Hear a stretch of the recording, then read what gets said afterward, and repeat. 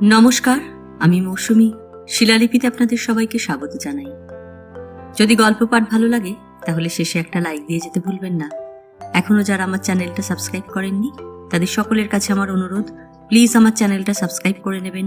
পাশে যে বেল নোটিফিকেশনটা আছে সেটা অবশ্যই প্রেস করে দেবেন। আর গল্প পাঠ ভালো লাগলে অবশ্যই আপনার চেনা জানা বন্ধু বান্ধবদের মধ্যে আমার গল্প শেয়ার করবেন। আজ নিয়ে এসেছি সাহিত্যিক বিমল করের একটি সরস গল্প, বউ নিয়ে খেলা। শচীন আসতেই তার বন্ধুরা সাদর অভ্যর্থনা করে বলল, আয় আয়, তোর পথ চেয়ে বসে আছি। শচীনের বন্ধু বলতে আপাতত এই ঘরে 4 জন: প্রতাপ, সুবিমল, আশু আর হালদার। 4 জনেরই বয়স 40-এর কাছাকাছি। প্রতাপ হয়তো 40-এ পা দিয়েছে, বাকিরা সামান্য তফাতে দাঁড়িয়ে। প্রতাপের চেহারাও কলকাতার পুরনো বাবু বাড়ির বংশধরদের মতন। গোল গাল, ফর্সা, মাথায় টাক, চোখে চশমা। হগ মার্কেটে ফুলের দোকান প্রতাপের, আর তার বাড়ির বৈঠকখানায় বন্ধুদের আড্ডা। সুবিমল কলেজের বাংলার টিচার। আগে বোধহয় কবিতা লিখত, এখন রচনা বই লেখে। কবিতার ভাঙা লাইন আর রচনা বইয়ের স্থূলতার মতন তার চেহারা। চোখ মুখ ভাঙা ভাঙা দেখালেও গায়ে গতরে চর্বি জমেছে। আশু হল ইনকাম ট্যাক্সের উকিল। ছিপছিপে চেহারা, চোখে মুখে ঝরঝরে হাসি, গালের আধখানা জুলফি দিয়ে ঢেকে রেখেছে। হালদারই সবচেয়ে নিরীহ ধরনের, দেখলেই বোঝা যায় অম্লশূলের রোগী। প্রতাপ তার চুরুটের পিছনে কাঠি করতে করতে বলল, গিয়েছিলি? শচীন একপাশে বসল, বসে তার বাঁ হাতটা সুবিমলের দিকে বাড়িয়ে দিল। পালসটা একবার দেখ তো ভাই। সুবিমল বলল, কেন, জ্বর হয়েছে তোর? মাথা নাড়ল শচীন। হার্ট সিঙ্ক করে যাচ্ছে। বাবা, কি জিনিস দেখলাম! জঙ্গলের বাঘ দেখেছি। এ ভাই বাঘের বাবা, সরি মা।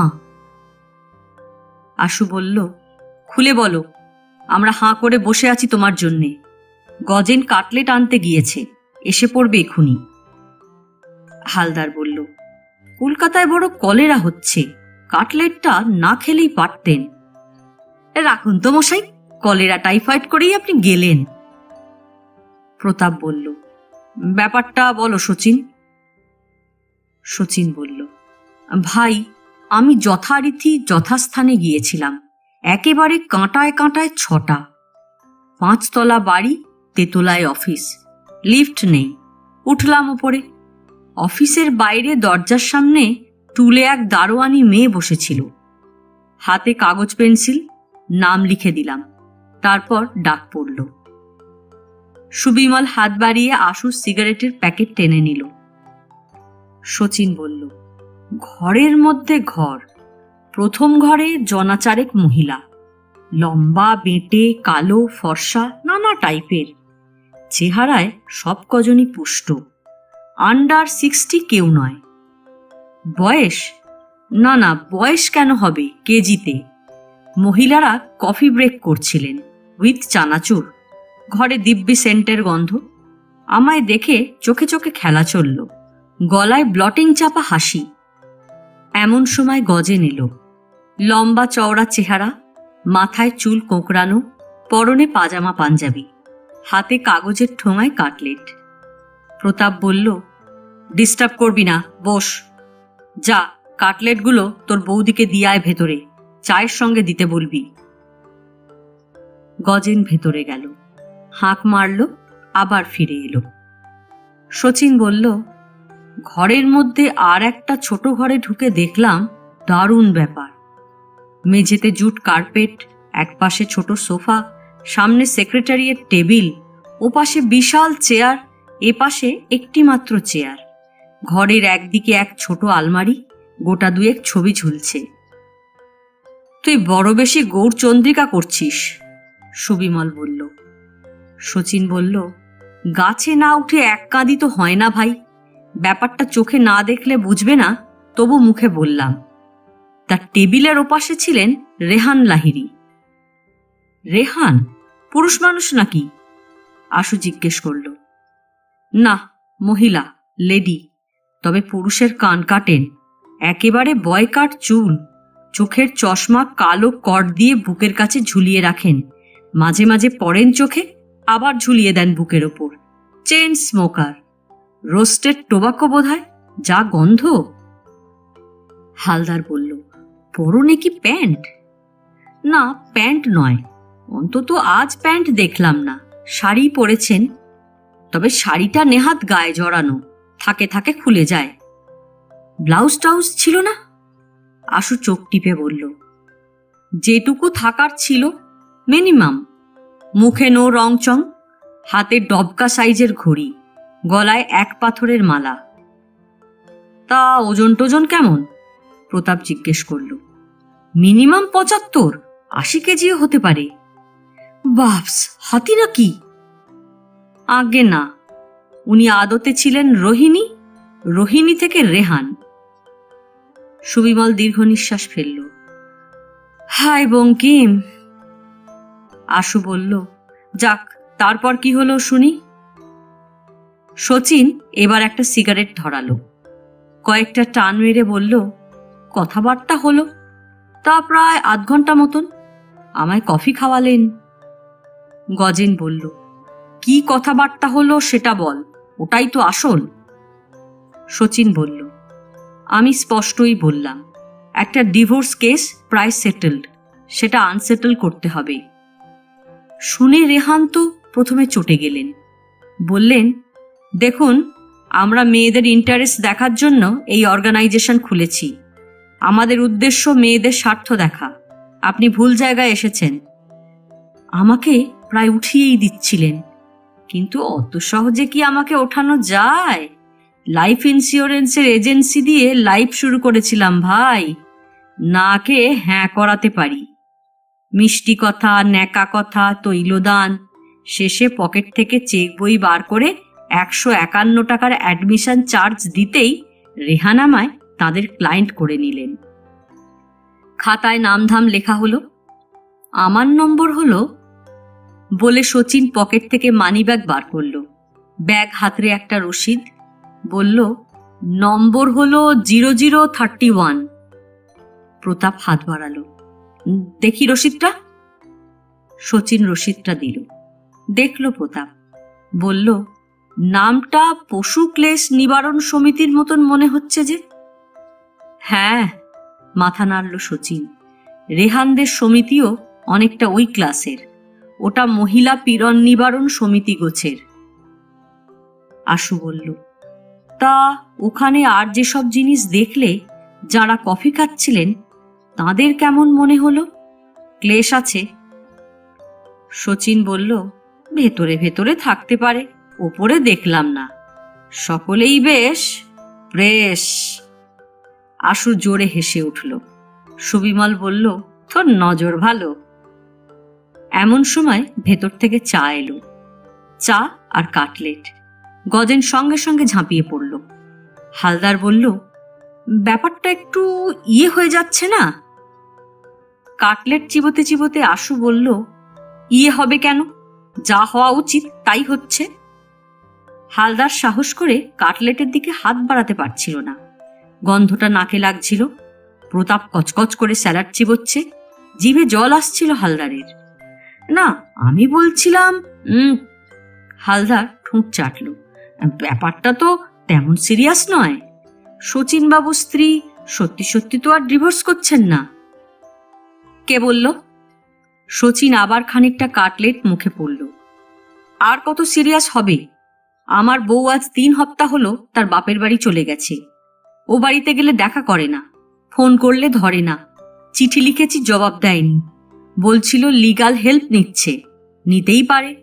ওর এক কেমন মাস্তুতো দাদা ছিল, I think her lover, pre marriage. সে বেটা উকিল, এই চান্সে বেটা বগল বাজাবে। প্রতাপ বলল, না না, কাজটা ভালোই হয়েছে, বরং আমি বলবো স্টেটসম্যানে বিজ্ঞাপনটা বেরিয়ে শচীনকে খুব হেল্প করলো, নাকি সুবিমল?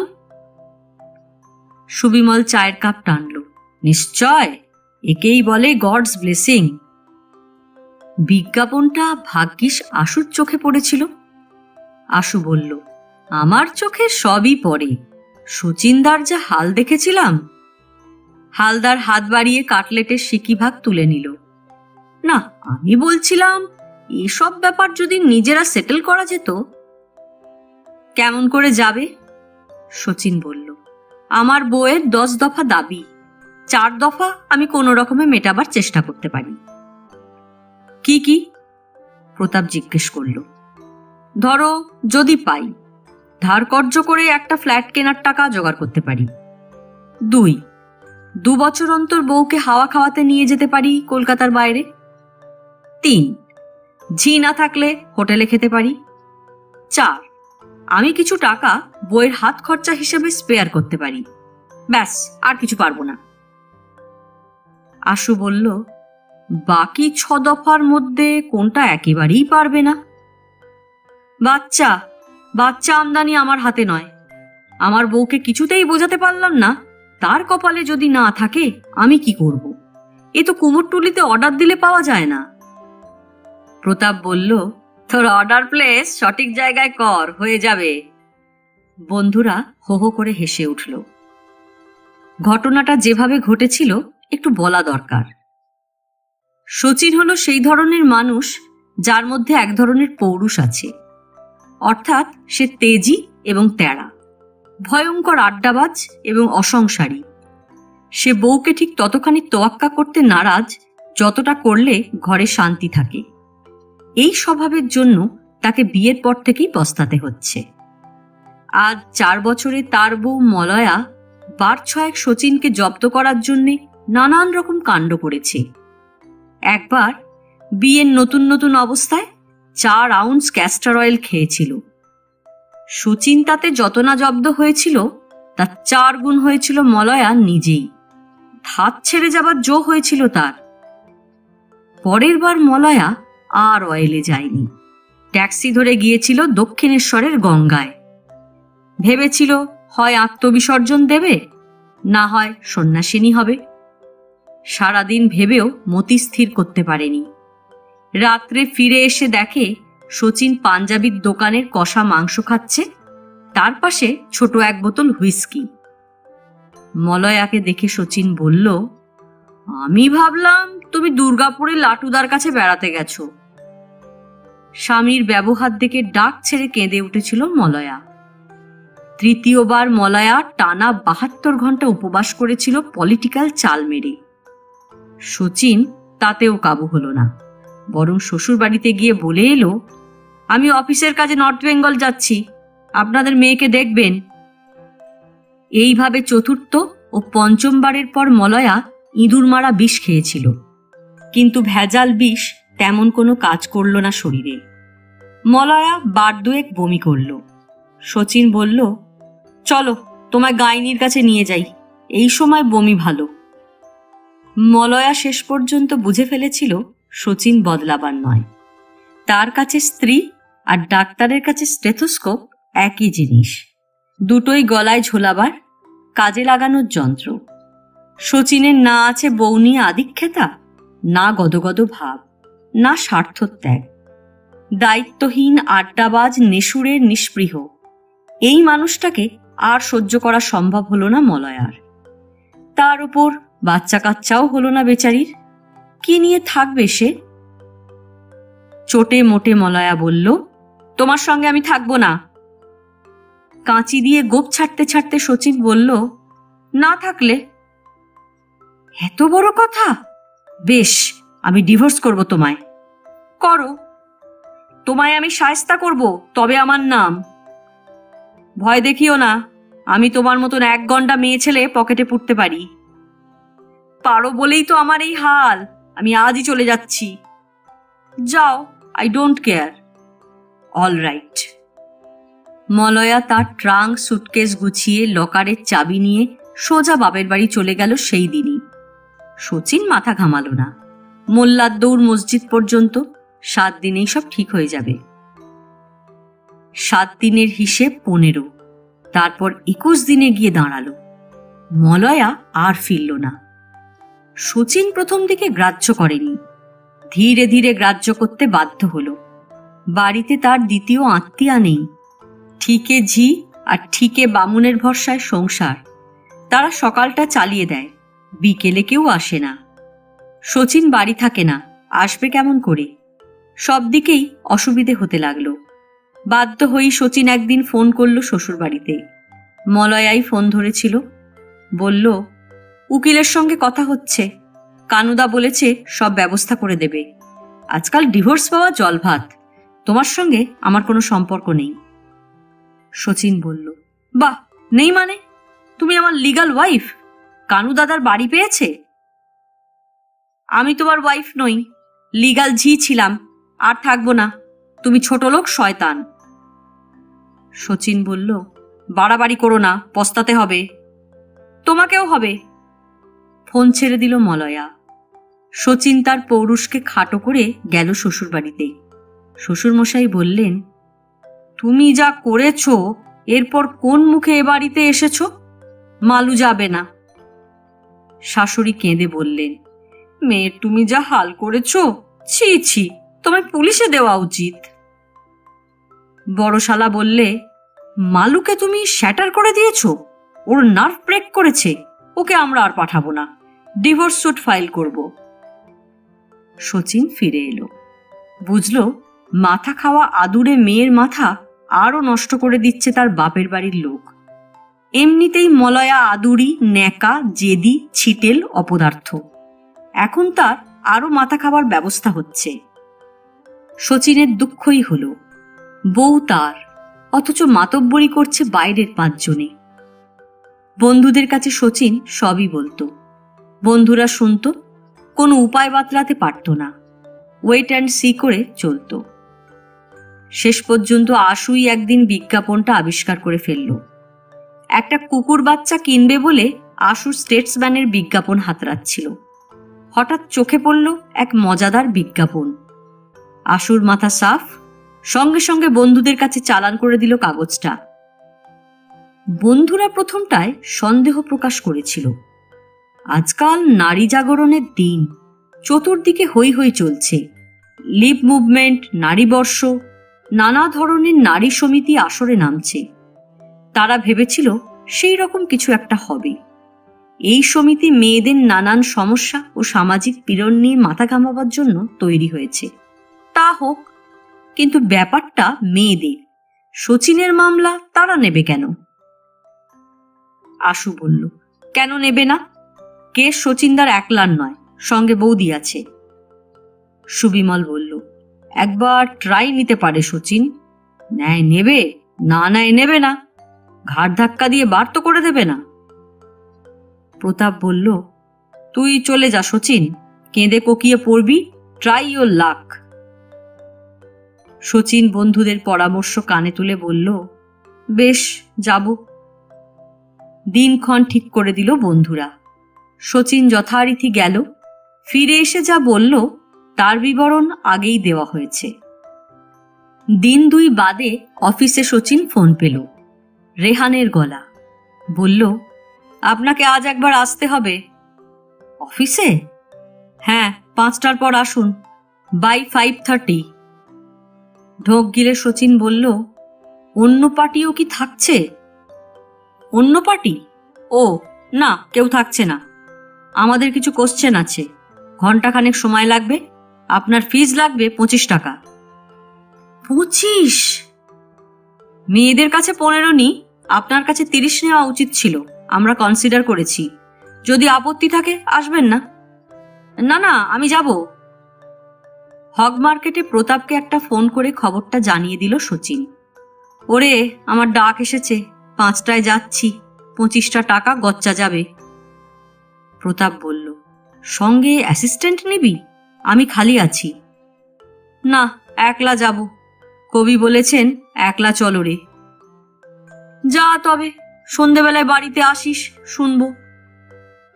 শচীন যথাসময়ে ওয়েলেসলিতে হাজির হলো। আগের মতনই সব, সেই আয়া, স্লিপ লেখা। ডাক এলো সঙ্গে সঙ্গেই। রেহানের ঘরে ঢোকার আগে শচীন আজ মাত্র 2 জন মহিলাকে দেখল। একজন টাইপ করছে, অন্যজন ফাইল ঘাঁটছিল। রেহানের ঘরে ঢুকতেই রেহান বলল, আসুন। শচীন নমস্কার করল। দেরি হয়ে গেল? না, বসুন। বসল শচীন। দেখল রেহানকে। রেহানের পরনে তাঁতের সাদা শাড়ি, কালো পাড়, গায়ের জামা সাদা। আজ গলায় মালা নেই, যথারীতি গলায় চশমা ঝুলছে। রেহান একটা ফাইল টানল, পাতা উল্টালো। আপনার ফাইল দেখলাম, কিছু ডিটেল দরকার। বলুন। আপনার স্ত্রীর ঠিকানা আপনি দেননি, ঠিকানা কি? শচীন ঠিকানা বলল। রেহান ঠিকানা টুকে নিল, পেন্সিলটা হাতেই থাকল। মিসেস বাপের বাড়িতে? আগে হ্যাঁ। কতদিন? মাসখানেক। এর মধ্যে কোনো যোগাযোগ হয়নি? আগে সরাসরি নয়, ফোনে একবার হয়েছিল, শ্বশুরবাড়িতে গিয়েছিলাম, পাত্তা পাইনি। আপনার ম্যারেজ লাইফ 4 বছরের? মাথা নাড়ল শচীন। রেহান পেন্সিল ফেলে দিয়ে এবার একটা সিগারেট ধরালো লাইটার দিয়ে। আপনার এগেনস্টে কি কি কমপ্লেন মিসেসের? শচীন দুবার মাথা চুলকালো, কাশলো বার কয়েক। আগে কমপ্লেন তো হাজারো রকমের। স্ত্রীরা স্বামীর বিরুদ্ধে কি না কমপ্লেন করে বলুন, ফ্রম এ টু জেড। স্বামীরাও করে, আপনিও করছেন। কাজের কথা বলুন। You must talk business, nothing else. আপনার মিসেস যে কমপ্লেনগুলো মেনলি করতেন বলুন।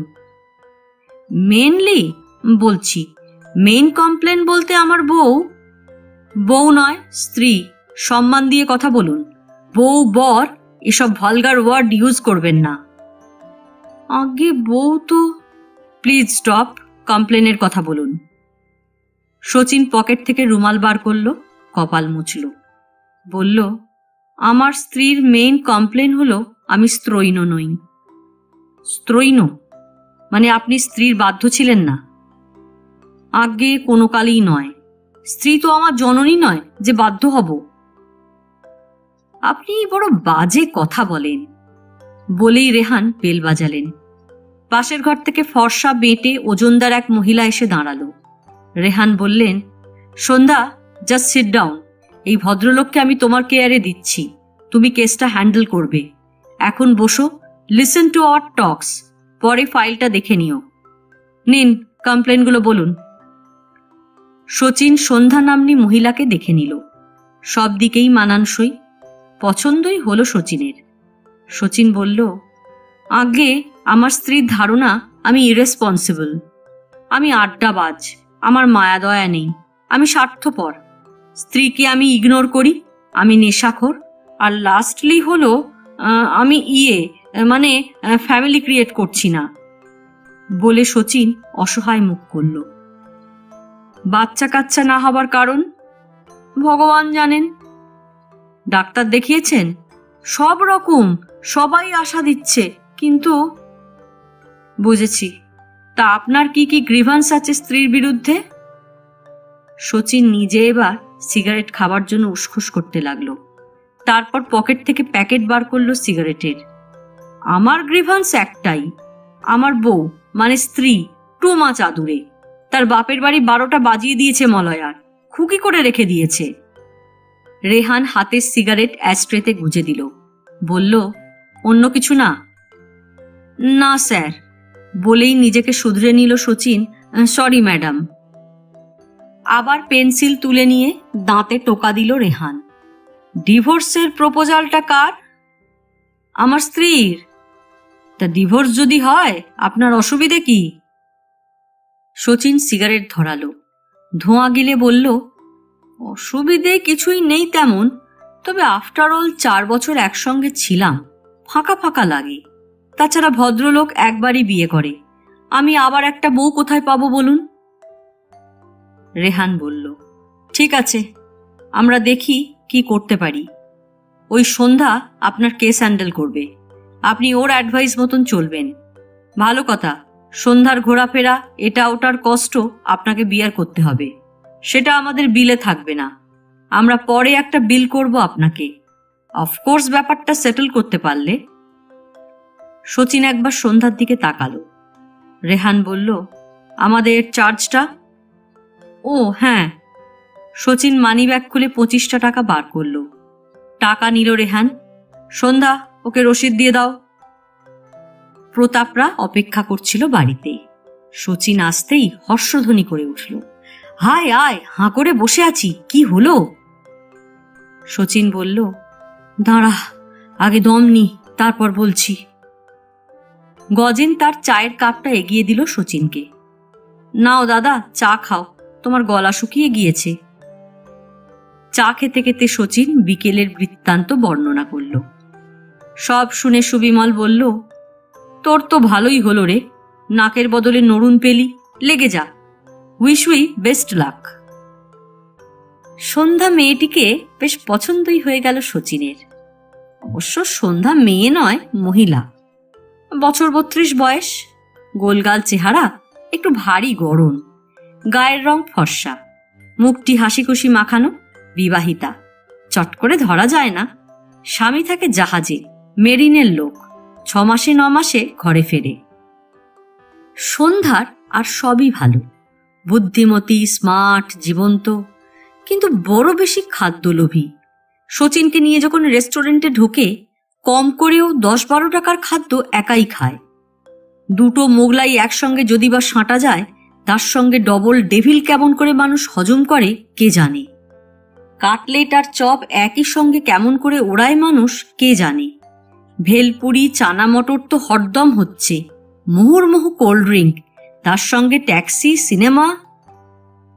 শচীন হিসেব করে দেখল, 7 দিনে সন্ধ্যার পিছনে তার প্রায় 100-2 টাকা বেরিয়ে গিয়েছে।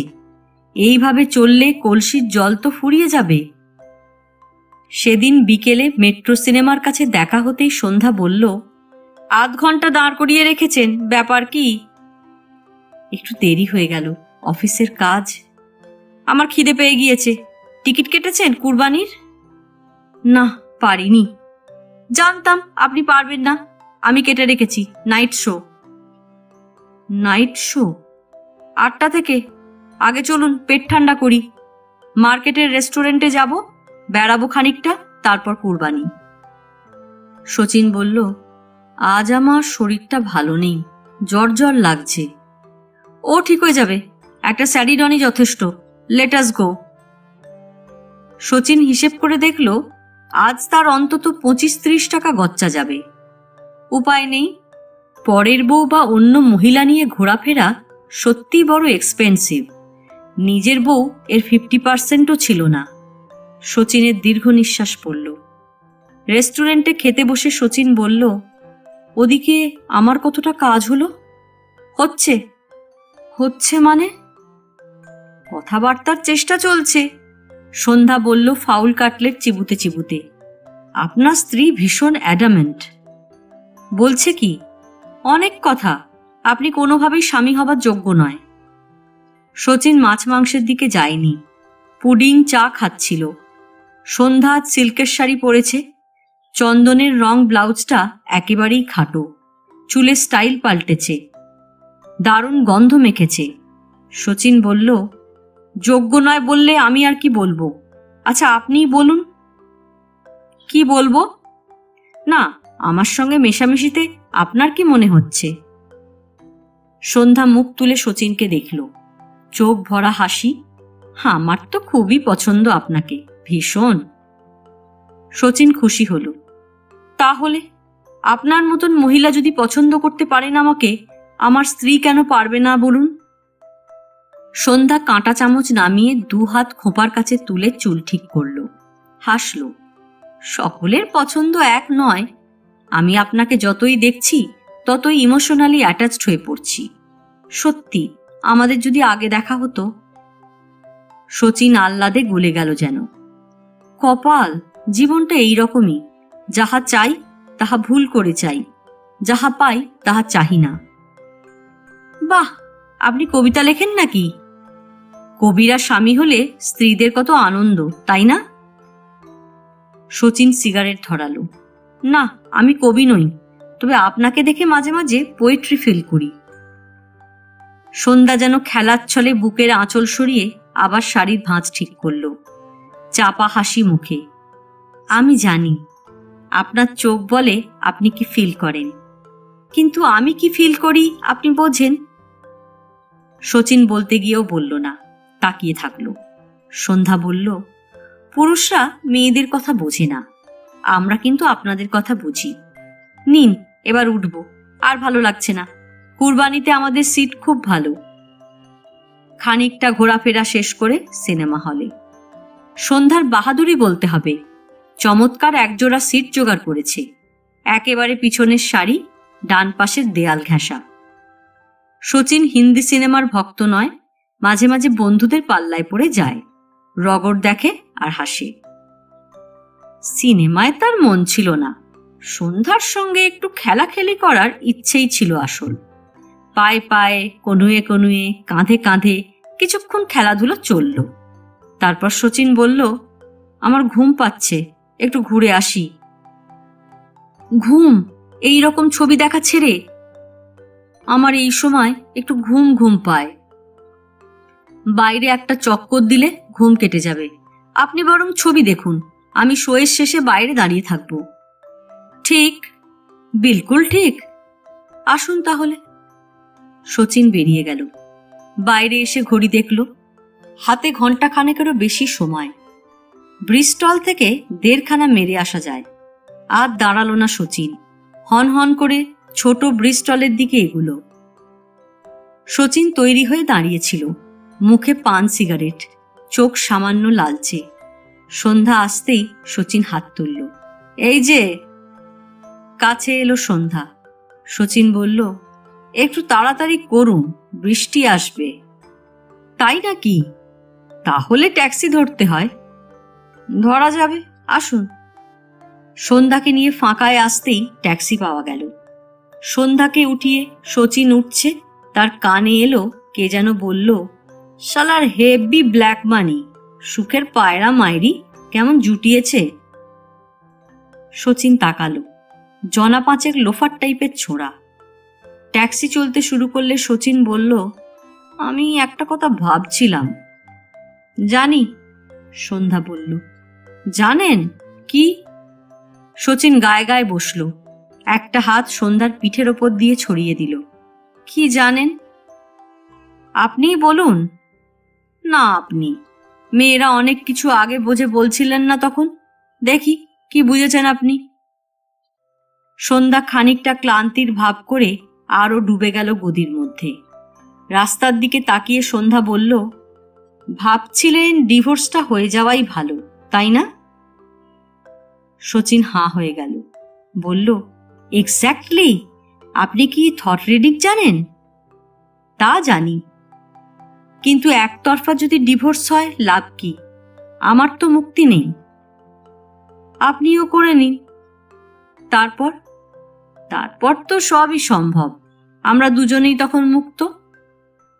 না বাবা, আমার অত মুক্ত থাকতে ভালো লাগে না। আহা, অত থাকবেন কেন? 2-1 মাস, তারপর আমরা যুক্ত হব। সন্ধ্যা শচীনের ঝুলানো এবং চঞ্চল হাত নিয়ে খেলা করতে লাগলো। মুখেই বলছেন, কাজের বেলায় তখন? না না, মুখে বলবো কেন, আমি মন থেকে বলছি। যা, মদ খেয়ে বলছেন। শচীন যেন বেজায় ধাক্কা খেল, বলল, মাত্র 1.5 খেয়েছি, এতে মাথা গোলমাল হয় না। যা বলছি একেবারে সজ্ঞানে। সজ্ঞানে কেউ বোকা কথা বলে না। সন্ধ্যা হাসল। মানে? মানে আপনি আমার কেস ক্লায়েন্ট, আপনার পরামর্শ শুনতে গেলে আমার কি দশা হবে? রেহানদি আমাকে তাড়িয়ে দেবে, আমার চাকরি যাবে। যাক, আমি চাই তোমার চাকরি যাক। কিসের পরোয়া তোমার? আমার সবকিছু তোমার। বলে শচীন সন্ধ্যার কোলের ওপর ঢলে পড়ল। সন্ধ্যা শচীনের মাথায় হাত বুলিয়ে বলল, তুমি একেবারে নেংটি মাতাল। আমার এই নেংটি মাতালদের ভালো লাগে না। একদিন ধেড়ে মাতাল হয়ে কোলে শুয়ো, তখন কত আদর করব। না, ওঠো, আর ন্যাকামি করো না। বলে সন্ধ্যা চুলের ঝুঁটি ধরে শচীনকে তুলে বসিয়ে দিল। জরুরি তলব রেহানের। টেলিগ্রাম হলে লেখা হতো, কাম শার্প। ফোনে রেহান গম্ভীর গলায় বলল, 6টায় আসুন, জরুরি দরকার। শচীন বেশ ভয় পেল। দিন 2 আর দেখা নেই সন্ধ্যার, হয়তো অসুখ বিসুখ করেছে। তার বাড়িটাও জানে না শচীন। জানবার চেষ্টা করেও পারেনি। সন্ধ্যা বলেছে, ওটা আমাদের বলতে নেই, কনফিডেন্সিয়াল। কি হবে বাড়ির ঠিকানা জেনে? ঠিকানার মানুষই তো হাজির। শচীন এটাও লক্ষ্য করেছে, সন্ধ্যাকে ট্যাক্সি চাপিয়ে যখনই বাড়ি পৌঁছে দিতে গিয়েছে, এলগিন রোডের মুখে এসে সন্ধ্যা বলেছে, আর নয়, এবার আপনি আসুন। একটা লোক এলগিন রোডের মুখ থেকে যে কোনো দিকে চলে যেতে পারে, সোজা, ডাইনে, বাঁয়ে। কাজেই সন্ধ্যা কোন দিকে যায়, কতটা যায়, তা শচীনের পক্ষে জানা সম্ভব নয়। শচীন ভাবল প্রতাপকে একবার ফোন করে। করল না, করে লাভ নেই। ঘড়িতে 6টা বাজার আগে আগেই শচীন রেহানের অফিসে গিয়ে হাজির। অন্যদের দেখল, সন্ধ্যাকে দেখতে পেল না। রেহানের ঘরে ঢুকতেই দেখল রেহান একেবারে সার্কাসের ড্রেস পরে বসে আছে, প্যান্ট, গেঞ্জি ধরনের জামা, হাতে সিগারেট। শচীন প্রথমেই কেমন ভরকে গেল। বসুন। বসল শচীন। রেহান টেবিল ল্যাম্পটা নিভিয়ে দিল। 2 মুহূর্ত চুপচাপ। তারপর বলল, আপনি গত 2 সপ্তাহ কি কি করেছেন তার রিপোর্ট আমি দেখেছি। নাও টেল মি, আপনার মোটিভটা কি? শচীন ঘাবড়ে গেল। মানে আপনি কোন মতলব নিয়ে ঘুরে বেড়াচ্ছেন? আপনার স্ত্রীকে আপনি ফিরে পেতে চেয়েছিলেন, তাই না? আগে হ্যাঁ, তাই। আপনার স্ত্রী ডিভোর্সের মামলা আনছেন এই ভয়ে আপনি আমাদের কাছে ছুটে এসেছিলেন। আপনি চাইছিলেন এই মামলা যেন তোলা না হয়। You are willing to get back your wife, correct? শচীনের মনে হলো রেহান নিশ্চয়ই ল পাশ করেছে এবং প্র্যাকটিস করে, চমৎকার জেরা করছে। শচীন বলল, হ্যাঁ, দ্যাটস রাইট। মুখে রাইট বলছেন, কিন্তু কাজে কি করছেন? কাজে? কেন, কাজে কি করব? I did nothing. মিথ্যা কথা বলবেন না। বলেই রেহান ফট করে টেবিলের ফোরিং টাইপের বাতিটা জ্বেলে দিয়ে হাতের কাছে ফ্ল্যাট ফাইল তুলে নিল। ফাইলটা তুলে নাচাবার ভঙ্গি করল, যেমন করে লোকে হাতের চাবুক নাচায়। এখানে আপনার ডে টু ডে অ্যাক্টিভিটি লেখা আছে, নিন দেখুন। রেহান ফাইলটা ছুঁড়ে দিল, দিয়ে ল্যাম্পটার মুখ ঘুরিয়ে দিল। Read it. শচীন রীতিমতো ঘাবড়ে যাচ্ছিল। ফাইলটা খুলে নিয়ে পাতা উল্টালো। পাতা উল্টে শচীন অবাক। সন্ধ্যা প্রতিদিনের রিপোর্ট পেশ করেছে বেশ গুছিয়ে। এরকম রিপোর্ট সামারি পেলে অফিসের বড় কর্তারা নিশ্চয় খুশি হতেন। কখন কোথায় দেখা হলো, দেখা হবার পর কোথায় যাওয়া হলো, কথাবার্তা কি হলো, কেমন খাওয়া দাওয়া হলো, তার সমস্ত বিবরণ সংক্ষেপে লেখা। শচীন এর কোনোটাই আপত্তিযোগ্য বলতে পারে না। দেখলাম, কিন্তু আপনি যে বলেছেন আমি কিছু করেছি, কই, এখানে তা লেখা কোথায়? রেহান আবার একটা সিগারেট ধরালো। করেননি? না। আপনি শেষ রিপোর্টটা দেখেছেন? চোখ বুলিয়েছি। দুজনে মিলে নাইট শোয়ে সিনেমা দেখতে গিয়েছিলেন? গিয়েছিলাম। শচীন সাহস সংগ্রহের জন্য একটা সিগারেট ধরালো। সিনেমা হলে আপনি, কি বলবো, সন্ধ্যার হাত টাত কাঁধ ধরেছিলেন? ধরাধরির কি আছে মশাই, উনি টিকিট কেটেছিলেন নিজে, সিট দুটোও ভালো ছিল। চুপচাপ বসে সিনেমা আমি দেখতে পারি না, আমার একটু হয়। আমি জাস্ট মজা করছিলাম। মজা? মজা ছেড়ে আপনি মদ খেতে বেরিয়ে গেলেন? মজা ঠিক মতন করতে না পারলে বোর করে। আমার হাই উঠছিল, ঘুম পাচ্ছিল, সামান্য খেতে বেরিয়েছিলাম। রেহান হাত বাড়ালো, ফাইলটা ফেরত নেবে। সিনেমা থেকে বেরিয়ে ট্যাক্সিতে আপনি যা সব কাণ্ড করেছেন তা থেকেই বোঝা যায় আপনি তো একটা যাচ্ছেতাই ধরনের মানুষ। শচীন চুপ করে থাকলো 2 মুহূর্ত। তারপর বলল, কাণ্ড কিছুই করিনি, মানে তেমন কিছু করেননি? You are a damn liar. সন্ধ্যার হাত ধরে কি সব বলেছিলেন? ছি ছি, এদিকে আমাদের কাছে কাঁদুনি গাইতে এসেছেন স্ত্রী যেন ডিভোর্স না করে, ওদিকে অন্য একজনের স্ত্রীকে উস্কোচ্ছেন সে যাতে স্বামী ত্যাগ করে। তারপর আমি, শচীন বাধা দিয়ে বলল, কি বলেছি খেয়াল নেই। টু টেল ইউ ফ্র্যাঙ্কলি, খানিকটা নেশার ঘরে ছিলাম। তবে হ্যাঁ, এটা বলেছিলাম, আমার তো কিছু হলো না, আপনারও যা হাল, তাতে দুজনেই লেজ ঘষিয়ে পরে আবার ইয়ে করলে ভালো হয়। ভালো হয়? আশ্চর্য, আপনি একজন পরস্ত্রীকে। দেখুন, পরস্ত্রীটি জানি না, আমার গাঁট গচ্চা কত যাচ্ছিল রোজ জানেন? বাড়িতে হিসেবের খাতায় লিখে রেখেছি। রেহান টেবিলের ওপর জোর থাপ্পড় মারল। চুপ করুন, খরচার কথা তুলবেন না। আপনাকে বলাই হয়েছিল সন্ধ্যার প্রফেশনাল এক্সপেন্সেস আপনাকে দিতে হবে, আপনি রাজি হয়েছিলেন। শচীন মাথা কাত করল। হয়েছিলাম, তা বলে এত খরচ? মশাই, খাওয়ার শেষ নেই। একদিন 14 টাকার খাবার একাই খেতেন উনি, তার উপর সিনেমা, ট্যাক্সি চড়ে হাওয়া খাওয়া। আমাকে ফতুর করার জন্য আপনি ওই জিনিসটি আমার ঘাড়ে চাপিয়েছিলেন। তা আমি দেখলাম পয়সা যখন যাচ্ছে, তা আমিই বা একতরফা খরচ করে যাই কেন? শুধু শুধু একটু রিটার্ন তো দরকার। রেহান বিকটভাবে চিৎকার করে উঠল, রিটার্ন? দাঁড়ান, রিটার্ন দেখাচ্ছি। বলতে বলতে রেহান ঘন্টি টিপল। ও ঘর থেকে একজন এসে দাঁড়ালো। সন্ধ্যাদের আসতে বল। শচীন কেমন ঘাবড়ে গেল। যা চলে, সন্ধ্যাও আছে তাহলে? কোথায় ছিল সন্ধ্যা লুকিয়ে? শচীন তো দেখতে পায়নি। রেহান হাত বাড়িয়ে ল্যাম্পটা টেনে নিজের দিকে করে নিল। শচীন বলল, একটা কথা বলবো? বলুন।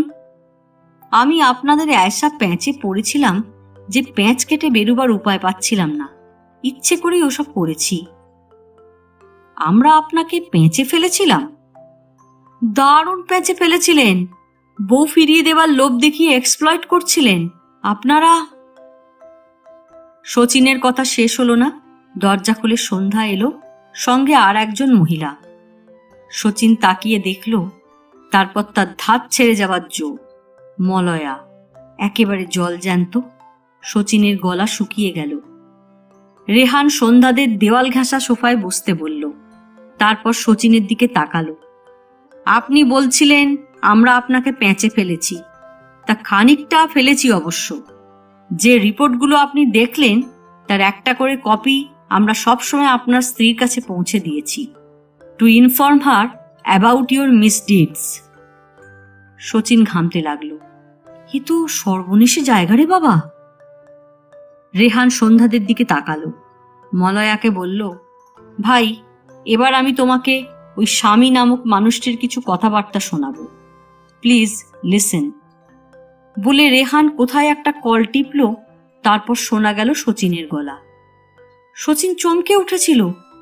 তারপর বুঝতে পারল রেহান আজকের কথাবার্তা কায়দা করে টেপ করে নিয়েছে। টেবিল ল্যাম্পটার দিকে তাকালো শচীন। তার একবারও মনে হয়নি ওটা শুধু বাতি নয়, আর এক গেঁড়া কল। রেহানের টেবিলের আড়াল থেকে টেপ বাজতে লাগলো, আর শচীন বসে বসে ঘামতে লাগলো। শেষকালে টেপ শেষ হলো। একেবারে চুপচাপ। রেহান বলল, ভাই মলয়া, এই তোমার স্বামী। নিজের কানেই সব শুনলে। তুমি কি ওর কাছে ফেরত যেতে চাও, নাকি ডিভোর্স স্যুট ফাইল করবে? আমরা তোমার তরফে সাক্ষী দিতে পারি, রেডি ডকুমেন্ট আছে। সন্ধ্যা বলল, আমি কোর্টে আরো অনেক কিছু বলবো। মোস্ট আনফেথফুল হাজব্যান্ড, তুমি ডিভোর্স পেয়ে যাবে।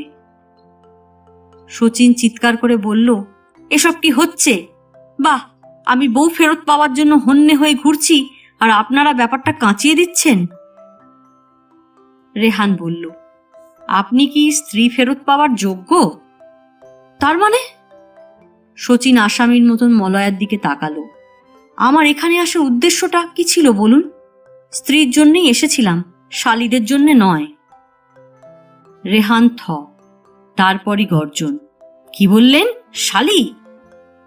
শচীন বলল, স্ত্রীর বোনরা শালীই হন বাংলা মতে। নিন, অনেক হয়েছে, আর আমায় ঘাঁটাবেন না। বলে শচীন মলয়ার দিকে তাকালো। তুমি তোমার দিদিদের সব কথা বিশ্বাস করো না প্লিজ। যা করেছি তোমার জন্যে। ঘরে চলো লক্ষ্মী, পা ধরবো। সন্ধ্যা খিলখিল করে হেসে উঠল। রেহানও হাসছিল। হাসতে হাসতে বলল, মলয়া, এমন লেজ কাটা ভগ্নিপতি আমি দেখিনি ভাই। তা যা করার তোমরাই ঠিক করো। এই মশাই, বউ নিয়ে যান আর না যান, আমাদের পুরো ফিস কিন্তু দিয়ে যাবেন। ট্যাক্সিতে পাশাপাশি বসে শচীন বলল, তুমি আমার বাইরে বাইরে চিনলে ভাই, ভেতরটা দেখলে না। মলয়া কথা বলল না। শচীন স্ত্রীর হাত টেনে নিয়ে বলল, তোমার প্রাণে একটু মায়া নেই? 4 বছরের স্বামী, 1.5 মাস তাকে খেলালে। মলয়া বলল, মায়াটা জানি না, তবে খুব খেলছিলে। তোমার খেলার কথা শুনে আমার গা রিড়ি করত। বাড়ি চলো, খেলা দেখাবো। শচীন বইয়ের কোলে হাত ডুবিয়ে বলল, নিশ্চয়ই দেখাবে, তোমার খেলা না দেখে মরে যাচ্ছিলাম মায়েরি।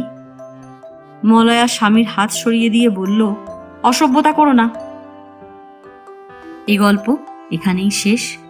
গল্প পাঠ ভালো লাগলে লাইক, শেয়ার, কমেন্টস করতে ভুলবেন না।